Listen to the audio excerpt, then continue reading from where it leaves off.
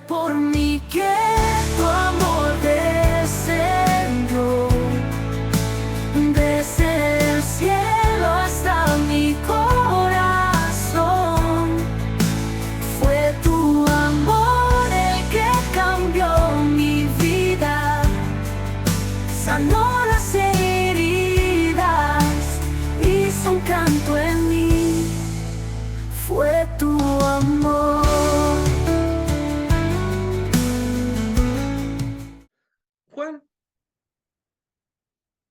Juan sutilmente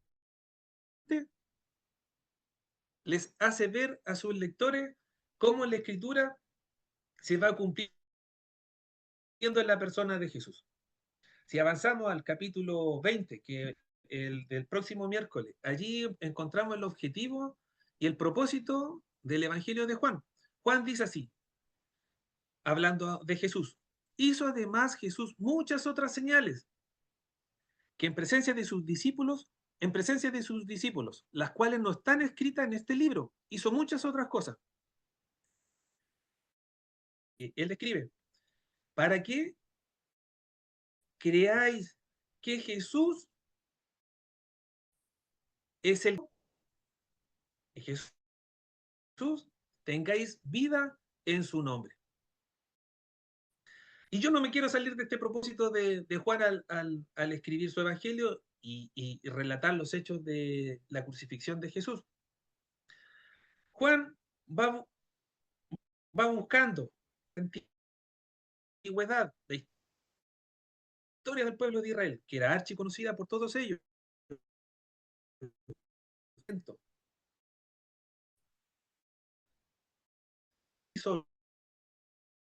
y testifiquen y prueben y comprueben de que Jesús es el Hijo, podrían tener vida eterna.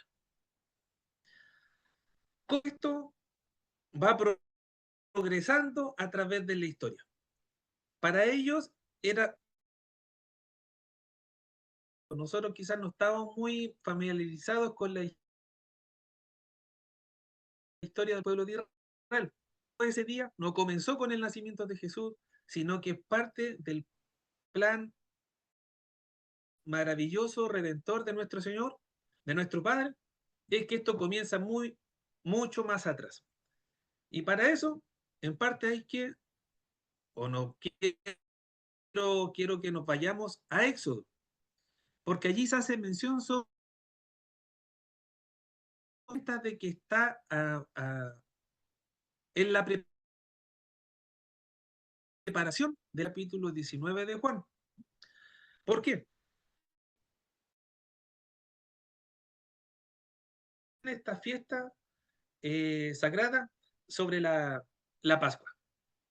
Dice Éxodo capítulo 13, versículo 3 al 7, 12, 13, 46, 47, ahí lo vamos a ir leyendo. Dice, hablad a toda la congregación de Israel diciendo, en el 10 de este mes, tomase cada uno cordero según la familia de los padres, un cordero por familia, mas si la familia fuere pequeña, que no baste para comer el cordero, entonces él y su vecino inmediato a su casa tomarán un cordero. El animal será sin defecto. Recuerden que aquí en Éxodo el pueblo de Israel está como esclavo dentro de Egipto y están viniendo las plagas y Moisés va a sacar al pueblo de Israel de Egipto. Entonces aquí Jehová Dios está hablando a Moisés y a Aarón y les da las instrucciones sobre este animal. El animal será sin defecto, macho de 1 año. Lo tomaréis de las ovejas o de las cabras y lo guardaréis hasta el día 14 de este mes y lo inmolará toda la congregación del pueblo de Israel entre las 2 tardes, la Pascua, y tomarán de la sangre y la pondrán en los 2 postes y en el dintel de la casa en que lo han de comer, en el marco de la puerta, en los palitos, en el marco de la puerta ya hay que poner la sangre, en los 2 de al lado y en el palito de arriba. Pues yo pasaré, dice Jehová, pues yo pasaré aquella noche por la tierra de Egipto y heriré todo primogénito en la tierra de Egipto, así de los hombres como de las bestias, y ejecutaré mi juicio en todos los dioses de Egipto. Juicio sobre los dioses de Egipto. Yo Jehová. Y la sangre os será por señal en las casas donde vosotros estéis, y veré la sangre y pasaré de vosotros, y no habrá en vosotros plaga de mortandad cuando hiera la tierra de Egipto. Y continúa diciendo más adelante, en una casa se comerá, no llevarás aquella carne fuera de ella, ni quebraréis hueso suyo. Toda la congregación de Israel lo hará. Y se instaura esta fiesta que después se repite para el pueblo de Israel. Y este animalito de un año sin defecto, perfecto, que era guardado para ser inmolado y de su sangre que iba a cubrir para que no hubiera mortandad, no se le debía quebrar tampoco ningún huesito. Esa era esta ovejita o cabra. Eh, y esta es la fiesta que el pueblo de Israel celebra hasta el día de hoy. Y en ella eh, es el día específico en el cual Jesús es crucificado. Cada familia debería sacrificar un cordero, sin defecto. La sangre debía ponerse en los postes y en los dinteles, en los marcos de la puerta. Y esto era una señal de obediencia y fe, porque si no lo creo o no estoy de acuerdo, no lo hago, pero la muerte iba a pasar en ese hogar, en esa casa.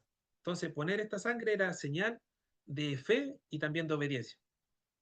Donde había sangre, el juicio no pasaría, el juicio sobre los dioses de Egipto no pasaría, versículo 13. Y ningún hueso, hueso sería sacrificado, que es lo que nosotros leímos también en el capítulo 19 de Juan, que ningún hueso de Jesús fue quebrado. La idea central, entonces, la podríamos resumir en estos aspectos. El juicio de Dios siempre se cumple. La sangre sustituye y la vida es preservada por el que derramó la sangre. Por esa ofrenda, la vida es preserva, ningún aquel día. Jesús no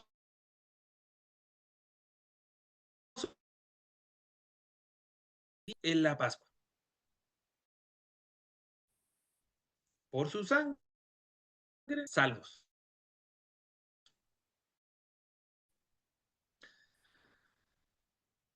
Como la fe y el arrepentimiento han estado presentes desde el principio, desde el Antiguo Testamento, Jesús está, se anuncia, se muestra la persona de Jesús y junto con él la fe en el que ha de venir, en el Mesías, en el que ellos esperaban. Si avanzamos estábamos recién en Éxodo, si avanzamos a Número, capítulo 21, versículos 6 y 9, mire lo que dice aquí. Todos estos versículos refuerzan o destacan, subrayan, alumbran, engrandecen el capítulo 19 de Juan. Por eso estamos leyendo estos versículos, para poder entender o disfrutar, si se puede decir así, lo maravilloso del capítulo 19 que se relata allí el sacrificio de nuestro Señor Jesucristo. Mire lo que dice el número 21, 6 al 9 dice. Y Jehová envió entre el pueblo serpientes ardientes. Ya el pueblo de Israel fue liberado, salió de Egipto y ahora iba caminando en el desierto. En esta parte de la historia estamos. Pero, y dice, y Jehová envió entre el pueblo serpientes ardientes que mordían al pueblo y murió mucho pueblo de Israel. Entonces el pueblo vino a Moisés y dijo, El pueblo vino a Moisés y dijo, hemos pecado por haber hablado contra Jehová y contra ti. Ruega a Jehová que quite de nosotros estas serpientes. Y Moisés oró por el pueblo. Y Jehová dijo a Moisés, hazte una serpiente ardiente y ponla sobre el asta. Y cualquiera que fuere mordido y mirare a ella, vivirá. Y Moisés hizo una serpiente de bronce y la puso sobre un asta. Y cuando alguna serpiente mordía a alguno, miraba a la serpiente de bronce y vivía. ¿Por qué hizo eso? La respuesta está en los versículos anteriores, en el 4 y en el 5. Mire lo que dice. Después, después que ellos iban caminando por el pueblo de Israel, partieron al monte de Hor, del Mar Rojo, para rodear la tierra de Edom. Y mire lo que sucede con el pueblo de Israel, que habían salido de la esclavitud por cientos de años, salieron de la esclavitud, no, de mucho tiempo, salieron de la esclavitud por el desierto. Me imagino yo felices porque ahora son libres, pero ¿qué pasa? El pueblo se desanimó por el camino. Y en el versículo 5 dice, y habló el pueblo contra Dios. Primer pecado. Primero se desanimó. Como resultado, habló contra Dios y contra Moisés, su siervo. Y decían de esta manera, ¿por qué nos hiciste subir de Egipto para que muramos en este desierto? Pues no hay pan ni agua, y nuestra alma tiene fastidio de este pan tan liviano. Se sienten fastidiados del pan que Dios les daba. No tenían de dónde comer en el desierto. Dios les hacía caer el maná y ellos se fastidiaron, se hastiaron y reclamaron. Esto no fue un tiempo. ¿Y Jesús qué es lo que hace? Por eso envía la serpiente, con el objetivo de traerlos al arrepentimiento. Y eso fue lo que sucedió. El pueblo fue donde Moisés y le dijo, hemos pecado por haber hablado contra Jehová y contra ti. Entonces, el pueblo se impacienta en el camino, habla en contra de Dios, habla en contra de Moisés, desprecia la generosidad de Dios, del maná, y esto no era tan solo emocional, era ya un rechazo deliberado de la dirección de Dios, porque Moisés avanzaba donde Dios le decía que fuese, rechazaban, se rebelaban contra la dirección de Dios, sobre su providencia, la provisión que caía del cielo, y la salvación que ya había sido dada a ellos. Estaban en la esclavitud y fueron rescatados. De todo eso se reclamaban, preferían seguir estando esclavos en Egipto que libres con Moisés, yendo a esta tierra prometida. Pero se desanimaron y, y comenzaron a hablar mal de Jehová, primeramente, y también de Moisés, su siervo. Era una actitud de rebelión. Después de haber sido esclavos, ellos se rebelan, amando más la esclavitud que la libertad. Entonces, el pueblo peca, viene el juicio, las serpientes, y llega la muerte. Y muerte literal, porque los que eran mordidos por esta serpiente morían. Y la Biblia dice que murieron muchos. Las serpientes son enviadas por Dios para que se vuelvan a Él. Muchas veces, eh, siempre, Dios nos entrega su amor y lo que Él busca es la salvación de nuestra alma, que estemos a su lado porque Él sabe que lo que es el mejor lugar donde podemos estar, es lo que realmente nos conviene. Es por amor, en el versículo 6. El pueblo, ¿qué sucede? Se arrepiente, versículo 7. ¿Y cuál es la solución? Dios pudo haber sacado a la serpiente, eliminado a la serpiente, así como aparecieron, se pueden haber ido, pero no quitan la serpiente, no eliminan las consecuencias del pecado. La solución, ¿cuál fue? Levantar una serpiente, la figura de una serpiente de bronce. Y aquí establece un principio. Todo esto tiene relación con nuestro capítulo 19. Establece este principio: el que mira a la serpiente, vive. No es por mérito, no es por hacer un ritual complejo, ni cumplir ciertos requisitos. Es solamente por confiar en el Dios que levantó esa serpiente. Esa serpiente en sí no tenía poder, era de bronce, en un asta. pero el que mandó a levantar esa serpiente era el que tenía poder. Entonces, la fe y que nos mueve, que nos lleva al arrepentimiento y a la obediencia, se ven claramente en nuestra confianza en Dios. En todo aquel que era mordido, corría, se acercaba a esta figura de serpiente, porque él confiaba y estaba seguro de que iba a ser salvo, podía alcanzar sanidad. Y hoy en día nosotros, salvación. Lo que fue en el desierto con la serpiente, hermano, sigue siendo hoy en día por medio de Jesucristo. Si vamos al libro de Juan, al capítulo 3, a los primeros estudios del libro Juan que hicimos, capítulo 3, versículos 14 y 15, dice, y como Moisés fue levantado la serpiente en el desierto, así es necesario que el Hijo del Hombre sea levantado, para que todo aquel que en él cree no se pierda, mas tenga vida eterna. Estas palabras son las de Jesús. Jesús dijo estas palabras y él señala las escrituras en Éxodo y dice, y como Moisés le plantó la serpiente en el desierto, así es necesario que el Hijo del Hombre, está hablando de sí mismo, sea levantado, para que todo aquel que en él cree no se pierda, mas tenga vida eterna. ¿Qué significa mirar? Confiar en lo que Dios proveyó para nuestra salvación. ¿Dios qué proveyó para nuestra salvación? A su Hijo, en sacrificio por mi lugar, por mis pecados. Por eso, cuando llegamos a Juan 19, ya tenemos algunas ciertas cosas un poco más claras. Que la crucifixión de Jesús no es solo una ejecución romana, que pudo haber ocurrido cualquier día del año, sino que fue un día especial, en Pascua, porque era necesario que sea levantado para que haya salvación.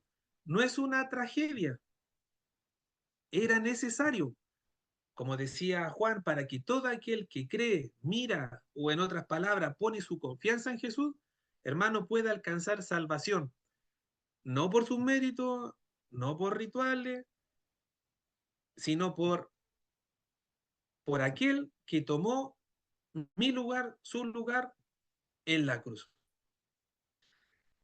Juan 19, versículos 17 y 18, que lo leímos al principio, dice, y él, Jesucristo, y él cargando su cruz, salió a un lugar llamado la calavera, y en hebreo Gólgota, y allí le crucificaron, y con él a otros dos, uno a cada lado, y Jesús al medio.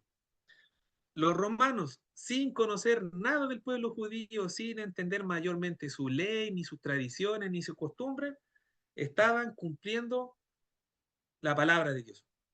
Estaban haciendo la voluntad del Padre. Porque a Jesús no lo crucificaron los romanos ni los judíos, sino Dios mismo lo puso ahí porque era parte de su plan. En números 21, en números 21 entendemos la lógica de todo esto. Es como la sombra. Si usted ve la sombra de una mano o la sombra de un cuerpo en una pared, en el piso, usted sabe que es como una persona o sabe que es una mano de acuerdo a la sombra. Pero en Juan 19, aquí vemos el relato, cómo todo esto ocurre, cómo son los hechos y como una imagen clara, nítida, tal cual como fue pasando, como fue predicho en la antigüedad. En Juan 19 vamos viendo cómo esto se va llevando a cabo. El sufrimiento en primera persona. Quiero que vayamos a Salmos capítulo 22.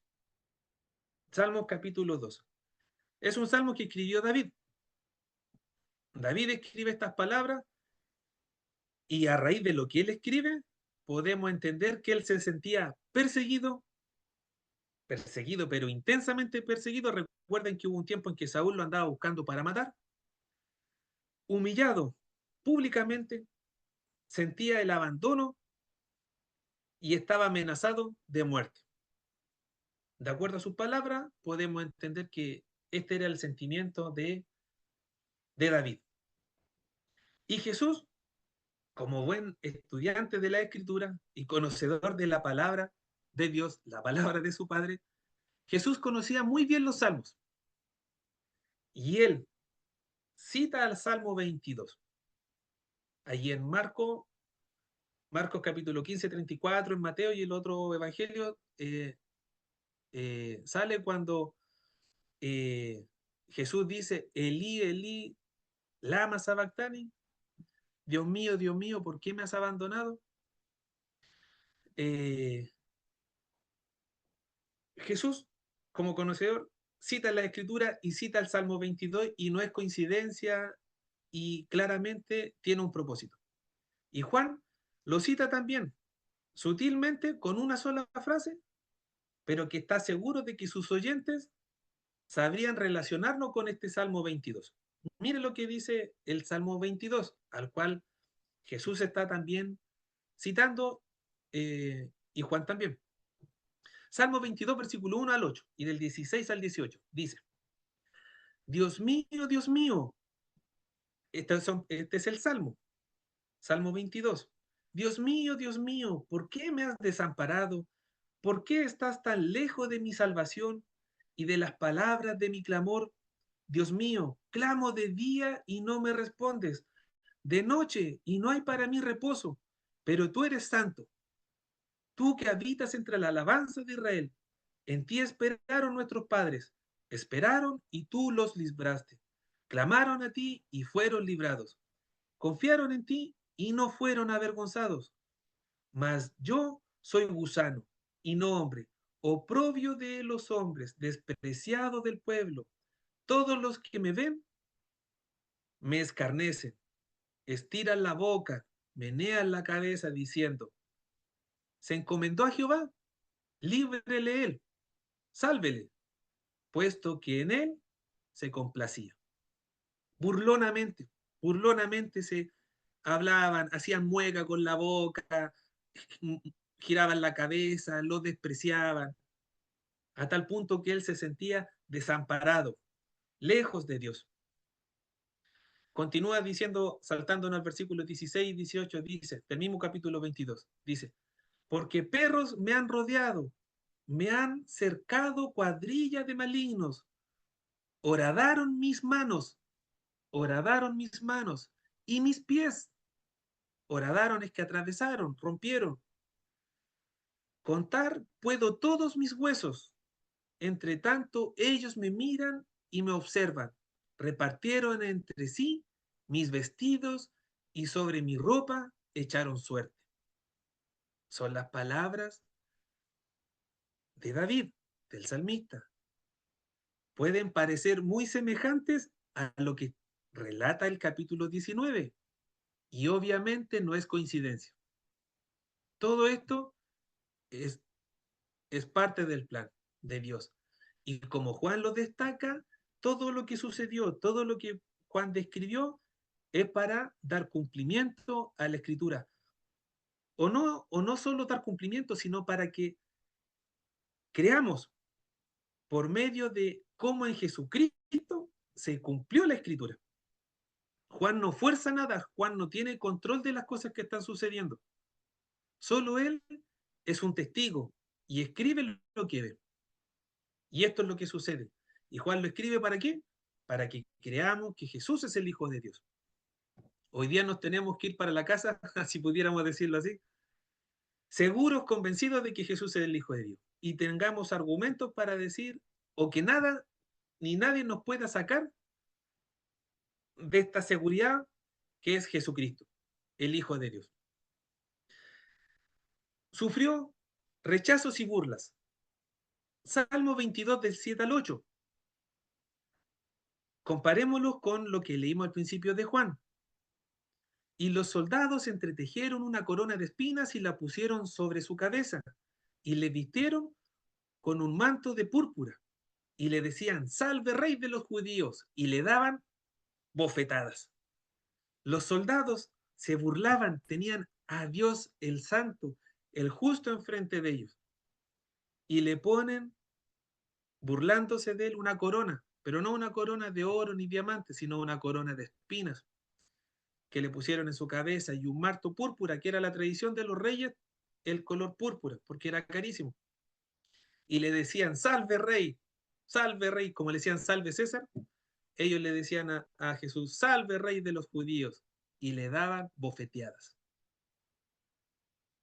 Imagínense a qué se refiere con bofetadas, golpes en la cara.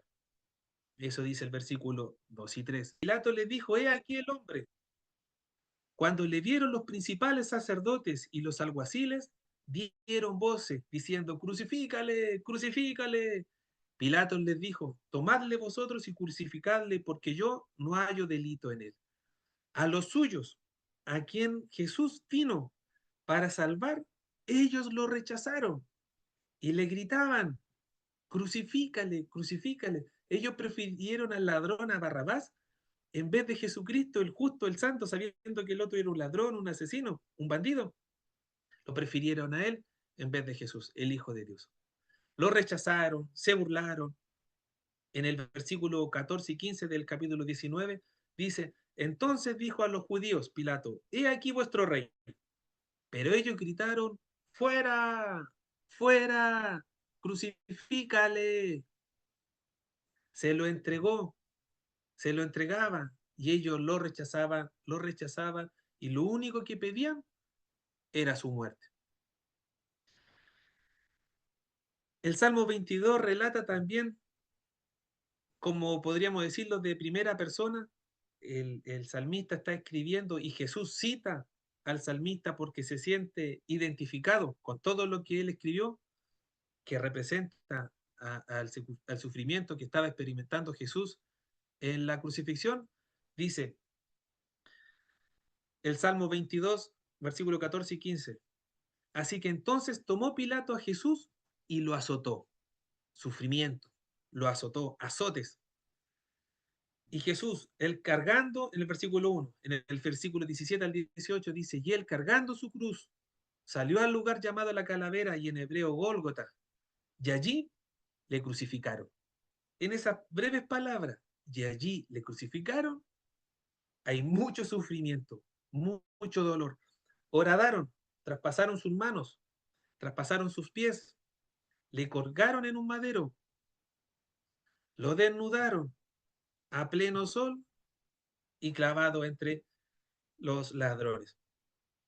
Repartieron sus vestiduras, dice el Salmo 22, 18. Mire lo que dice Juan. Entonces dijeron entre sí los soldados, no la apartamos, hablando de la túnica, sino que echemos suerte sobre ella, a ver de quién será. Esto fue para que se cumpliese la escritura, dice Juan, que dice, repartieron entre sí mis vestidos y sobre mi ropa echaron suerte. Esto ya había sido escrito allí en el Salmo por el salmista, por David. Lo rodearon de enemigos a Jesucristo. En Salmo 22, 12 al 3 y 16. Mire cómo lo expresa Juan en lo que está sucediendo. Juan no está inventando nada, está describiendo lo que él ve.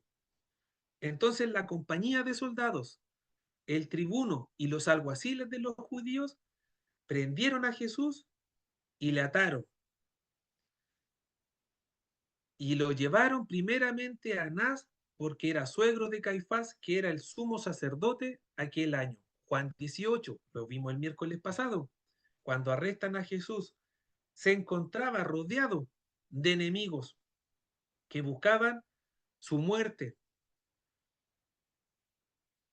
Así dice, y todo el capítulo 19 dice, así que entonces tomó Pilato a Jesús y lo azotó, y los soldados entretejieron una corona de espinas y la pusieron sobre su cabeza. Salve, rey de los judíos, y la abofeteaba. En el arresto estuvo rodeado de sus enemigos, de los que los querían matar, con Pilato. También Pilato lo azotó, los soldados lo abofetearon, rodeado de sus enemigos. Jesús, conocedor de la Escritura, recuerda bien a su mente, a su corazón, el Salmo 22, y él lo cita, y él lo llama. Pero así también el Salmo 22 hay en él victoria. Mire cómo lo dice Juan. en el capítulo 20, en el capítulo que vamos a estudiar el próximo miércoles. Dice, acordarán, el capítulo 20, Salmo 22 y 27. Se acordarán y se volverán a Jehová todos los confines de la tierra, dice el salmista, que se acordarán y se volverán a Jehová todos los confines de la tierra, y todas las familias de las naciones adorarán delante de ti. Todas las familias, todas las naciones de toda la tierra van a adorar delante de ti. Y nosotros podemos ver cómo eso ya se ve cumplido, donde familias de todas las naciones, de todos los continentes, alaban y bendicen el nombre del Señor. Y prueba de eso somos cada uno de nosotros. Cómo se lleva a cabo, cómo se cumple la palabra de Dios. Y Juan en el capítulo 20, el próximo miércoles, vamos a ver cómo esta muerte, esta crucifixión, se convierte en victoria cuando Jesús resucita. La muerte de Jesús, hermanos, no fue una tragedia, ni mucho menos un accidente. La muerte de Jesús era parte del plan divino. Del plan es el plan de redención de la humanidad. Por eso, el hecho de que fuera anunciada de antes, la muerte de Jesús, es prueba de que no fue un accidente, sino más bien el cumplimiento de la Escritura. Juan 19, el versículo 23 al 24, lo dice así: cuando los soldados hubieran crucificado a Jesús, tomaron sus vestiduras y le hicieron 4 partes, y tomaron también su túnica, la cual era sin costura. Entonces dijeron entre sí, no partamos, sino echemos suerte sobre ella, a ver de quién será. Esto fue para que se cumpliese la escritura. Repartieron entre sí mis vestidos y sobre mi ropa echaron suertes, y así lo hicieron los soldados. Ya había sido anunciado, ya estaba preparado desde antes, y lo que relata el capítulo 19 son los hechos de lo que antes fue anunciado. Juan 19, Juan 19, 23 al 24. Ya lo leímos. Repartieron entre sí sus vestidos y sobre su ropa echaron suerte, y así lo hicieron los soldados. Entonces, hermano, el significado del sufrimiento eh, lo podemos ver si también lo comparamos con otra parte de la Biblia, con otra parte de la Escritura. En Salmo 22 muestra la experiencia del sufrimiento de la crucifixión, por decir de primera persona. David así se sentía y lo expresó de esa manera, como lo leímos anteriormente. Pero en Isaías aporta otra vista sobre el mismo hecho del capítulo 19 de Juan, que es el sentido redentor de la crucifixión. Juan no cita Isaías 53, no lo menciona, pero narra los hechos en el capítulo 19, y las conclusiones, hermanos, las podemos sacar usted y yo, y los lectores y los oyentes también del capítulo 19 de Juan. Mire lo que dice, los aspectos que menciona Isaías 53, que fue escrito 740 años antes de Cristo. Dice, habla del siervo, de aquel siervo sufriente. Habla de él, que fue despreciado y desechado y herido por nuestras transgresiones. Eso dice Isaías. Juan 19 dice, Jesús es azotado y despreciado. Isaías 53 menciona que con los transgresores, con los bandidos, con los malhechores fue contado. Y Jesús en el capítulo 19 de Juan dice, es crucificado entre criminales. Isaías 53 dice, no abrió su boca. Juan menciona que permanece en silencio ante Pilato. Como cordero fue llevado al matadero, dice Isaías 53. Juan dice, no le quebraron los huesos, como el cordero pascual. En su muerte fue con los ricos. Lo menciona Isaías 53. Y Juan relata que fue sepultado en una tumba nueva de un hombre rico llamado José de Arimatea. Juan no tiene ningún control sobre estas cosas que pasan, pero todo lo que fue mencionado en Isaías 53, Juan lo describe en el capítulo 19. Por eso, Juan deja al lector o a su oyente o a nosotros sacar sus propias conclusiones sobre quién era realmente aquel varón que estaba crucificado. Juan escribe esto para que creamos que Jesús es el Hijo de Dios y creyendo tengamos salvación. Y Isaías 53 dice, despreciado y desechado entre los hombres, varón de dolores, experimentado en quebranto, y como que escondimos de él el rostro. Fue menospreciado y no lo estimamos, mas él herido fue por nuestra rebelión, molido por nuestros pecados. El castigo de nuestra paz fue sobre él, y por su llaga fuimos nosotros curados. Todos nosotros nos descarriamos como ovejas, cada cual se apartó por su camino, mas Jehová cargó en él el pecado de todos nosotros. Angustiado él y afligido, no abrió su boca, como cordero fue llevado al matadero, y como oveja delante de sus trasquiladores. Enmudeció y no abrió su boca. Isaías deja ver otro lado del sufrimiento. Ahora no abre la vista y nos muestra el por qué sufre. ¿Por qué el sufrimiento? No es un sufrimiento en vano. No es solo es injusto, es también nuestro sustituto. El castigo de nuestra paz fue sobre él. Para que usted y yo tengamos paz, él recibió el castigo. Por sus heridas, por sus azotes, por sus bufetadas, por sus heridas es que nosotros ahora somos sanados. Estábamos muertos en nuestros delitos, en nuestros pecados, y ahora tenemos vida. Cargó en él el pecado de todos nosotros. Él tomó nuestro lugar en la cruz, pero no lo hizo en vano, lo hizo con un propósito.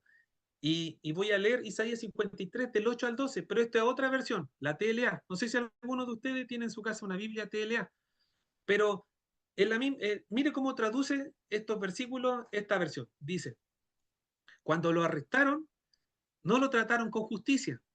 Nadie lo defendió ni se preocupó de él. Estoy leyendo Isaías 53 del 8 al 12. Nadie se preocupó de él. Y al final, por culpa de nuestros pecados, le quitaron la vida. El fiel servidor de Dios murió entre criminales y fue enterrado con los malvados, aunque nunca cometió ningún crimen, ni jamás engañó a nadie. Dios quiso humillarlo y hacerlo sufrir.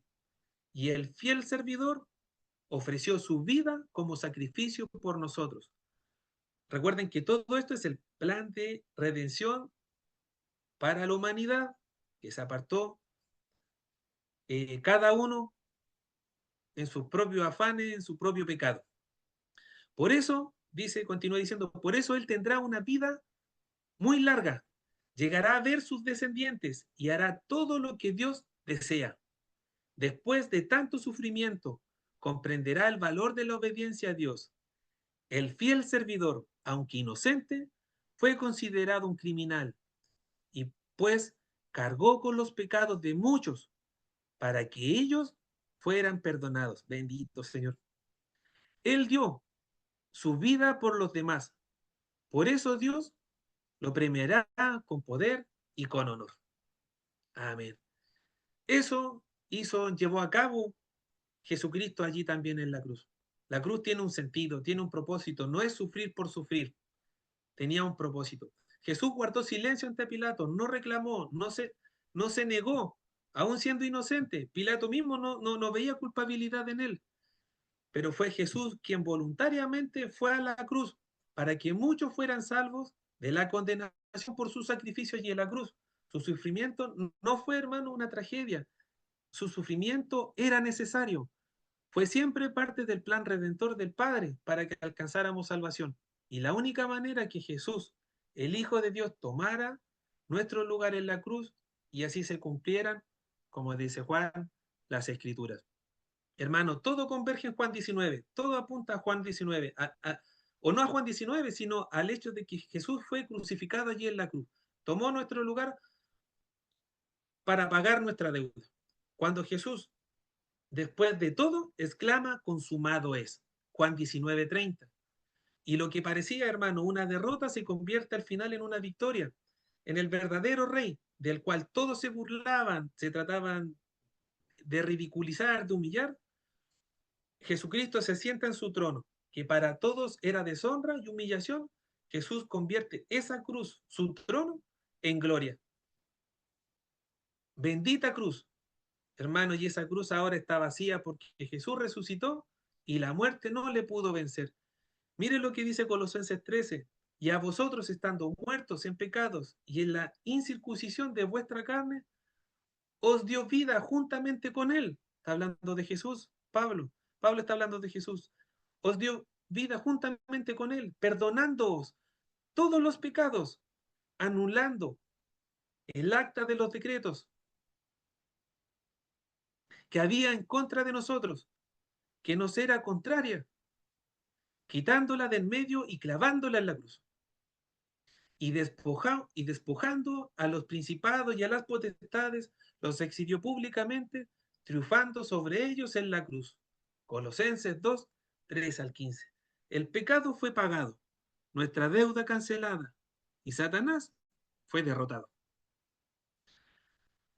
Cuando Jesucristo subió a esa cruz. Mire lo que dice Primera de Corintios, lo que Pablo le dice a Corintios. ¿Dónde está, oh muerte, tu aguijón? ¿Dónde, oh sepulcro, tu victoria? Ya que el aguijón de la muerte es el pecado, y el poder del pecado la ley.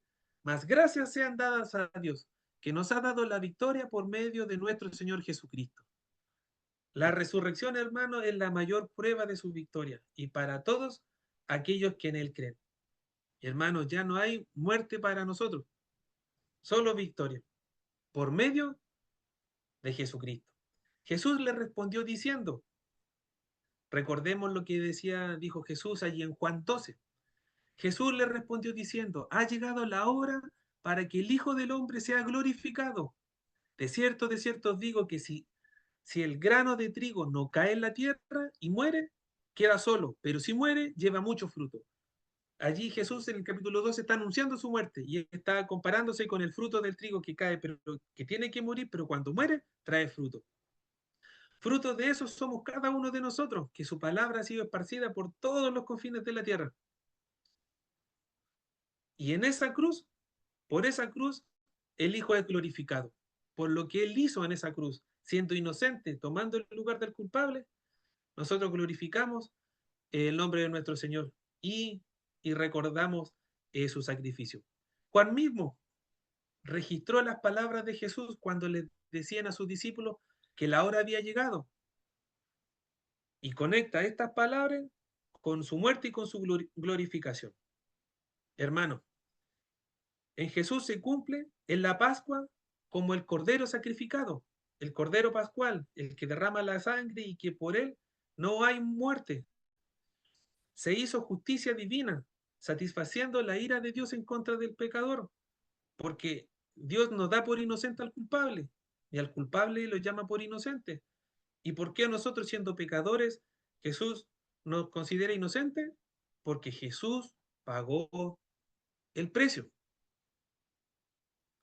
Jesús tomó nuestro lugar.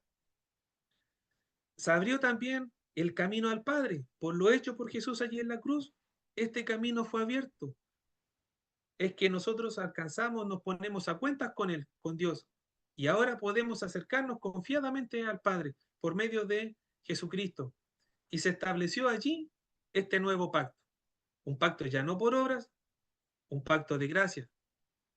Solo por los méritos de su Hijo Jesucristo. Por su vida perfecta, justa, santa, sin falla, es que nosotros ahora podemos tener esta entrada al Padre. Jesús no murió por casualidad o por error, no lo crucificaron los romanos ni los judíos. Este era el plan redentor desde un principio para la salvación de la humanidad.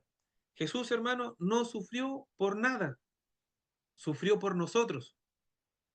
Murió el día que debía de ser, ni antes ni después.